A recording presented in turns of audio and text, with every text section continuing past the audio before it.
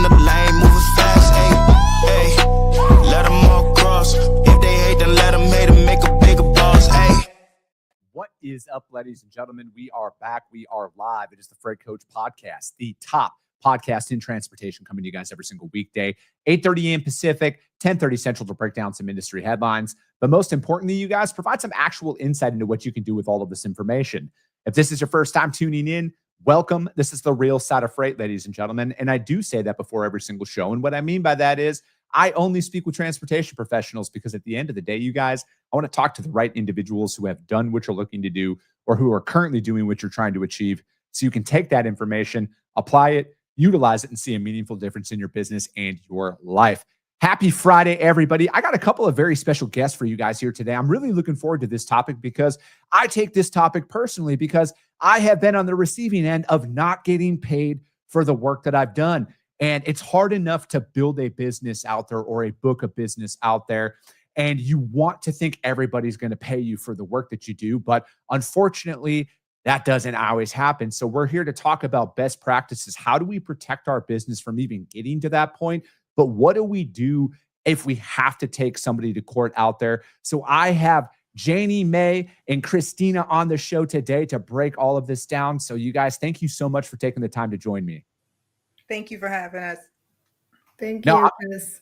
I'm really looking forward to this. And again, like, people are going to hear, I might get a little angry during this one, not at you two, but just at the fact, because if there's one thing I absolutely despise, is bad people taking advantage of the good intentions of others. And for me, it's like, it's our responsibility to go out there and put this information out there to help individuals, because where do you turn, right? Like when you're starting your business for the first time and you're going out there, you want to think like everybody's just going to take care of you, right? Like everything's going to be good, but inevitably it unfortunately might come to that point where you don't get paid. My personal was to the tune of over $10,000 that I was owed. And my attorney sat me down and said, hey, we can prove that there was work done, but there's no real contract that's in place, and you're going to pay me more money than what you're owed. So it might be best just to walk away. And, you know, fortunately I had some money saved at that time in my business to where it didn't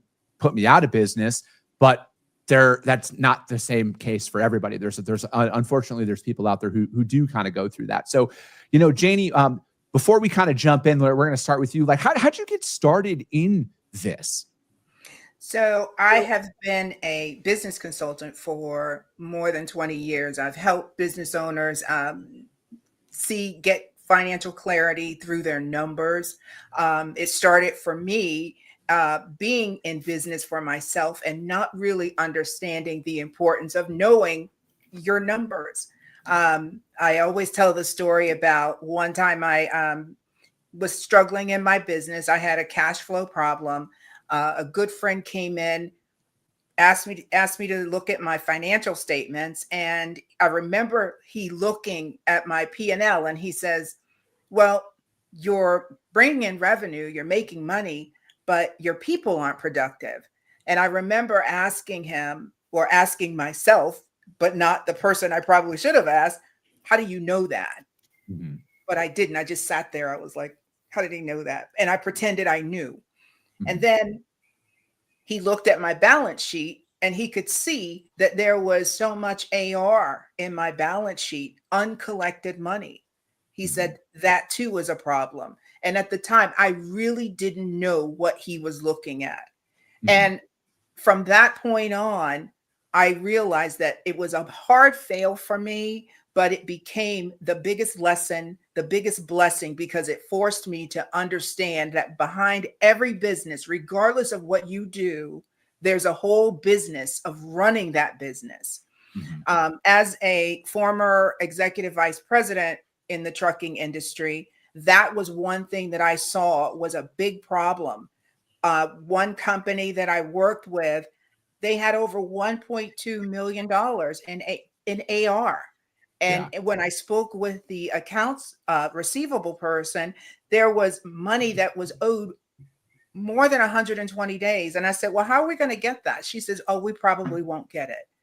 So that showed me that I think business owners really need help in understanding that just because that money is sitting on the balance sheet, it doesn't make you look good to the Yeah. banks. It's money that you've worked for, it's money you've earned, and you got to get it. Yeah, no, exactly. And you're essentially giving out an interest-free loan at that point. And, That's nobody right. gives away money for free. And, so Christina, with you, with all of this, like what brought you into wanting to represent companies out there in this side of it all? Because, I think that what you're doing out there it's so needed. And, most people don't know where to turn when it comes to that point. And you guys, Christina is an attorney. So I want to just put this little caveat out here. Anything she says and we talk about on this show, do not take it as legal advice because she's an attorney. She's not your attorney. And if you need an attorney, you should consult with an attorney out there. So Christina, with that being said, like kind of like what brought you into like wanting to represent companies on this collection phase? Okay, so it's a funny story because it fell into my lap. It's not something that I searched to do. I initially I was an attorney in Puerto Rico, and I represented banks in lender liability suits. In 2017, I moved to Texas, but I was still representing the banks remotely in Puerto Rico. So Maria, the hurricane, came to Puerto Rico, and all the banks shut down, all the courts shut down. I had already got the license to practice law in Texas. So I got to get myself a job. Mm-hmm. And I went to interview in this small firm that represented only trucking companies, and they were just starting. And they said, look, we would like to do a department for collection of unpaid freight charges. Will you run it? I had the background with the bank, so why not? Yes, of course, I'll do it. And that was 8 years ago. And I've loved what I do ever since. And this year I opened my own firm. No, I love that. And it's one of those, I've talked about this on the show a lot. The best move I made in business was hiring the right CPA early on, who put me in touch with the right bookkeeper who helps me stay on top of these things. But then number two, a very, very close second is having the right attorney behind you, because they're worth every penny. Because, and to Janie, your point earlier about, running your business as a business as opposed to being an operator inside of your business, I feel like that's a lesson that a lot of entrepreneurs find themselves in, and especially owner operators, right? You go for driving for a fleet. You don't really think about a lot of those things. And then you're out there and it's your name on the dotted line for whether it's a lease of your equipment or it's a loan out on your equipment. And you need to have a fiscal understanding of this. So like, what are some of those things that you have worked with your guys as clients on like, hey, let me save you a lot of headache here. You're early enough in business, or your receivables haven't ballooned that high. Let's start putting these plans in place now to start collecting this money. Yes. So one of the first things is tracking.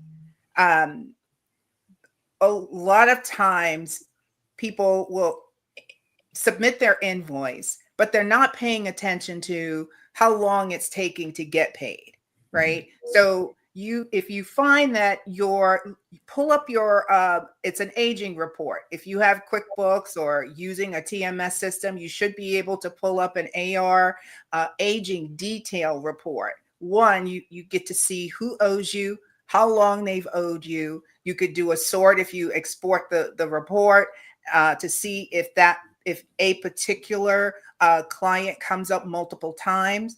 But 30 days is, it's okay, right? But once you start getting into 60 and 90 days, now it's time to start taking some kind of action. One would be to make some phone calls. You want to reach out to your client and find out, one, did they receive the invoice? That's always important, because even though you may have emailed it or it was faxed over, things get lost. So you want to find out, did they receive the invoice? And if they did, do they have any questions?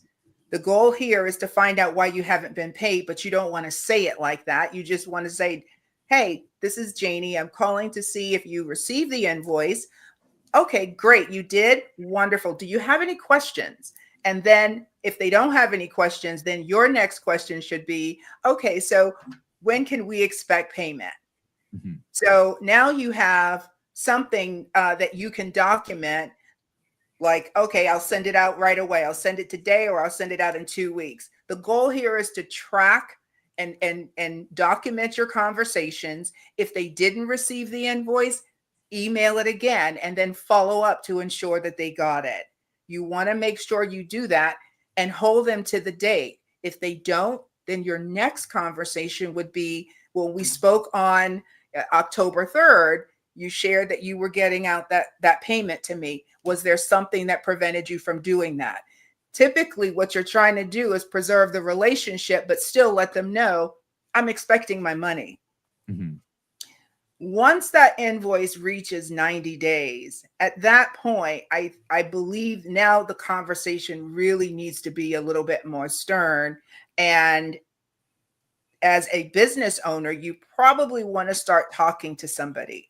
I know Cristina and I have talked quite a bit, and she can go after it, and she typically gets it. But you definitely don't want to wait until it's 90 days before you start having your conversations with your clients. Mhm. Now, Christina, with that being said, is there any, like, obviously it's assumed that, standards are net 30 on most invoices, right? And it'll list it out there, but when should you start applying a little bit more pressure in that, right? Because, and I say this from, yes, there's a lot of professional courtesy that needs to be, displayed out there and stuff, but like, I don't know if enough people understand how many small businesses and even mature businesses out there are hanging on by a thread financially, and one delay in payment could cause them to lose their business, right? I don't know if enough people can comprehend that out there. So is there a time that you have advised people to, like, maybe pick up the pressure, maybe don't wait 60 days? If you can't wait 60 days, can you go through one of those scenarios? Well, it is a two-edged sword, because if you take it to me for collections, I'm going to be very aggressive. And motor carriers do have a preferential treatment under law, so they can pursue not only the broker that hired them, but the shipper and the consignee. And everyone is going to get a demand letter from me to pay you. So once I do that, you're likely going to lose that customer. So if you want to preserve the relationship, then try it how Janie is pointing out. But if you are in strict financial constraints, then you have to be more aggressive and come to me. And more so in the brokerage business and transportation, because you have double brokerage, you have fraudulent loads. So as soon as you catch eye that the person that hired you is not the correct person down the line, you should get that to an attorney immediately, because there's no waiting there. If it's a fraudulent load, the load confirmation was made by someone that's not from that company, or it's a double broker load, then you have to get it to me as soon as possible. Don't wait 30 days, because I can even intercept payment. If they haven't paid the broker that they hired, I can intercept that payment and get that payment to you because you hauled the load. Is now, like, so I'm glad you brought, like, obviously double brokering is constantly a threat to a lot of individuals out there. And, from my perspective, this is why, this is the real reason why I tell a lot of people who listen to the show, if you're a broker or a carrier, like, this is why working with the same people time and time again is always going to be the most fail-proof way to minimize being the victim of double brokering or fraud in this industry. And it does start with just having some simple conversations out there. But I feel like, ultimately the people who are getting hosed the most are the legit carriers who are actually hauling this freight, that by the time it comes to light that they are on the receiving end of a double brokered load, the double broker out there has already ceased operations. There's nobody who's going to be there to answer the phone. Nobody's going to pay them. And then they end up losing their business. Not all times, but in some of those times. So it's like, how have you seen some of these individuals identify, like, hey, this load was double brokered, I know it was? Like, is there any clear signs that we could possibly give out there to the driver community, Cristina? Well, one thing is you can call the broker that appears in the bill of lading, because it might be a different broker than the broker that hired you, or the carrier that double broker the load. So that's a red flag right there. If you have the bill of lading and you have a broker there that's not the one that's hiring you, then there's problems with that load. Mm-hmm. And that's a double broker load for sure. Do you think, oh, I'm sorry, go ahead. Yes. Another thing is that I agree with you that you should do business with brokers that you know, like know your customer, and check if their bond is still active. Because if their bond isn't active, don't work with them. You're not going to recover if their bond is not active without hiring me, that I'm going to go against the shipper and the consignee. So that's things that you can do to try to prevent being hoaxed. Mm-hmm. Yeah, I also look at it too. Some of those telltale signs, you know, as a broker myself, and we were talking about this before we went live, like if I was a driver and if there's any advice I could give to the driver community about how to spot if a broker is legitimate or not, I've never once received a load that didn't have a pickup address, receiving address, didn't have simple commodities, weights. Like I know everything that is supposed to be on this truck prior to even booking a truck to come in and pick this up, right? So I say this because a lot of people are consumed about the money, right? Like they're like, hey, I need to get X amount of money. So they overlook some of those soft details because they just assume that everything's just going to be okay because 99% of the time that they've hauled freight, everything has been all right. But I'm sitting here as a broker who actively moves freight every single day. I know exactly what shipper this is picking up at. I know appointment times, or if it's first come, first serve. I know what commodity it is. I know all the load requirements that are coming on with this. I know the receiving appointment. I know all of that stuff before I tender out a load. And I say this as a point of caution. If you are ever talking to a broker and they cannot answer those basic questions, don't take the freight. Like I know that the market is soft out there and there's not a lot of opportunities, but it could get to the point, like if it sounds too good to be true, it never is, right? Like I hate to break it to a lot of people out there. Like if it's paying double of what it should, it's too good to be true, and you need to move on. Yes. Another thing, I also represent factoring companies, and there's issues like the broker and the carrier that you are buying the receivables from is related to the broker that you're buying, that's supposed to be your account debtor, the one that's going to make payments to you. And you have a carrier that has two trucks, and suddenly their receivables are up $100,000 a month. And then the one that owes you the money is a brokerage that's related to the trucking company. That's fraud looking you in the eye. Mm-hmm. Like, you know that broker is the carrier is not hauling those loads, and the broker is just issuing fake load confirmations, mm-hmm. because the carrier doesn't have the capacity to haul $100,000 worth of shipments in a month. Mm-hmm. And that's something that the factoring companies have to look out for as well. Know your customers. Look at how many trucks they have, and if they have the capacity to haul everything that you're purchasing in the receivable side. Mm-hmm. So, Janie, let's kind of go over to how, like, some other stopgaps that we could put into place here. I mean, how important is it, or like, what is some technology out there that you've seen? Like, I personally use QuickBooks inside of my company, and you can set up automated messaging in there where it says, hey, if it goes, you know, if it's 1 day late, send a polite notification. If it's 7 mm-hmm. days late, send another notification. However that is. Now, how have you worked with some of your clients, you know, and again, companies of all sizes, but like to utilize some form of technology to help them stay on top of it? Because, you know, again, a lot of operators, smaller businesses out there, they're wearing 75 different hats in a day. And by the time they come to realize, like, oh, wait, there's some delayed payments going on, they don't even know where to start. So how is there any automation out there that people could start utilizing in their business to stop it from getting to that point? Yes, and you mentioned it. You know, QuickBooks is definitely one of a very user-friendly tool to use. I've used McLeod as a TMS, and I know it has a receivables function. I'm a little old school when it comes to following up. Mhm. I want to make sure if I send you a reminder, I'm not going to wait a week. Mhm. I'm going to follow up with a phone call, maybe within 24 hours.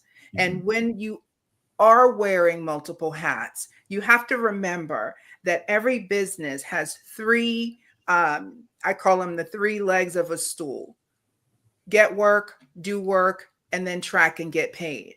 When you Mhm. have that finance hat on, you have to be in that mindset of tracking and getting paid. So again, I just go back to what I said. You have QuickBooks. QuickBooks is very user friendly when it comes to creating automations, sending emails, sending reminders.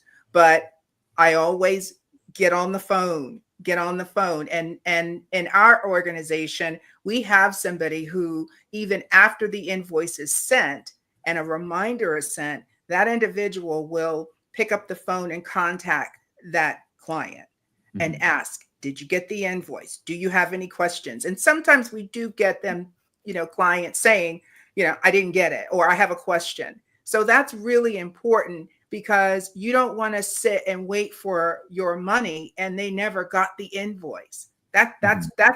very, very important. So QuickBooks is very easy to use. If you don't know how to use it, get somebody who does. But Mhm. remember that you're not just the driver, you're not just the broker, you're the business owner. You got to think like, you're the CEO. You got to make that ship run. So AR is an area every single week you should be paying attention to what's owed to you. Yeah, I mean, I'm maybe a little too in depth into my P&L every single month, but again, like I'm trying to maximize. When you're bootstrapping a business, right? Like you have to Mhm, make $1 of profit turn into $40 of profit essentially to mhm. to build it up, and so it's like I'm constantly watching those things, and I try and talk about Yeah, this on the show a lot, right? Like you got to be in there, you got to see where's your money going, and I would exactly. caution more people, pay attention to the smaller charges that come out throughout the month and everything else as well, just as much as the large ones, because the small ones will implement a nice little thing called death by 1,000 cuts. And before you know it, Mhm. you're just bleeding out capital. And then you're not getting paid on top of that as well. But That's true. That's true. And I know this is probably for another, maybe another discussion, but you hit the nail on the head when it comes to your cost. I know there's talk about cost per mile, but you got to make certain that you captured everything that goes into that. And before you accept a load, make sure that the numbers make sense. Is it going to cost you more to do that job than it is to, what benefit are you reaping? So Mhm. that's, again, it's a conversation for another day, but you're right. You got to make sure that you've captured every single penny before, Yeah. before you make a decision. So, Christina, I wanna switch here because I feel like a lot of small businesses and operators out there, they think we're too small, right? Like no one's gonna want to take this case up, or this invoice is only $1,000. Nobody's gonna want to take that on. What what like kind of direction could you point some of these individuals? Because I feel like I think that that's what stops a lot of small businesses from like taking that action about it to collect at the end of the day is they give up too soon, or they feel like, I'm too small, no one's going to care, it's just easier to quit. Well, I personally do not handle like very small claims by myself, but I do represent a collections company nationwide, and they bundle them up all together and they bring it up to me. And when it comes to me, it's much higher than just that small carrier. So that's a way to go. Their name is Baxter, Bailey and Associates, Mhm. and they just bundle them together. And I'm their local attorney here in Texas, and they do all the collection efforts, making calls, sending demand letters. But when it's time to file suit, they and it's in Texas, they send it over to me. And there's collections companies that will take those cases that are very small, and it doesn't matter. Carriers also have they can go to their local justice of a peace court if they don't want to incur in any fees because the collections company do take a Yeah. portion of their fees, of the freight charges. They can go to a local JP court. You don't have to have an attorney to represent you. If they reach out to me, I have a form that they can use to go to that JP court, and they can file a claim against the person that owes them the money. So I'm a lot of drivers out there in companies, they are, they're delivering freight and potentially the lower 48 entirely, right? You're based in Texas here. Do you have to contact an attorney that is local to where, say, the load delivered or anything like that? Like, kind of walk through that process of like, hey, this invoice is way aging now. And this one broker who's located, say, in Kentucky, and I delivered 7 shipments for them in the Southeast, just random states out there. Can you go to just a one-stop shop attorney like yourself, or do you have to find representation in whatever state that the shipment delivered in, or wherever the broker is located? So there has to be personal jurisdiction over the defendant for the state where you're filing suit. But to collect in terms of sending demand letters and threatening to file suit eventually, for that could be done by an attorney that's not located in the state, either where the shipment was delivered, when the shipment was picked up, or where the broker is located. But eventually, to file suit, the court has to have jurisdiction over that person. There has to be what's called minimum contacts with that forum. Without those minimum contacts, then the court couldn't decide the case against that defendant. Okay. No, I think that's also good to know, right? Because again, I feel like once you're in that situation for the first time, and say you've never worked with an attorney before, you might not know where to turn, right? And I think like that is another just layer of frustration that gets to most business owners is like, I don't even know what to do.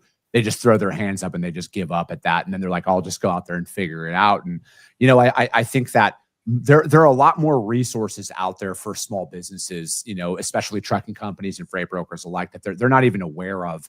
And you do need to know where to turn. And it's an unfortunate situation that a lot of us will. I hope most people don't find themselves in it. But if you're in that situation, you're owed tens of thousands of dollars, like, you have to fight for it. But again, like, you also need operating agreements and stuff between you're a broker and a carrier, or whatever that looks like. You need to protect your business. And, to start, I feel like you have to, like, again, protecting your business, but you need to have these in place, right? Like, you have to look at yourself as a business owner, because once it gets up to Cristina, I don't want anybody to have to hear what I heard, right? Where it's like, hey, yeah, we have a case here, but it's going to cost you way more money. This is how you could have avoided it. This is why I personally now operate off of a contract. It's not that I don't want to trust people. Like, I'm from the Midwest, right? Like, I blindly trust everybody I meet, but I have to protect my business because my company is an actual asset. All right. And it is something that is worth value.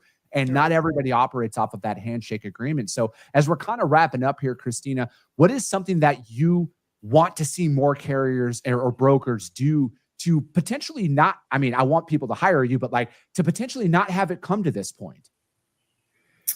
My best advice is know your customer. When you deal with a customer for the first time, do the due diligence and learn what they do, if they've been in business for a long time, if they have credit, check their references, because you're going to continue doing business with them, hopefully for a long time. So do the due diligence at the beginning, and then implement Janie's processes for collection.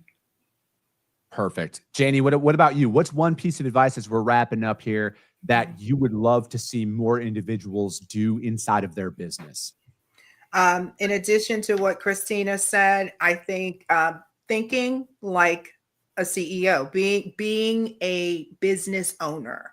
It's not just an operator. You're not just a driver, right? That is one of the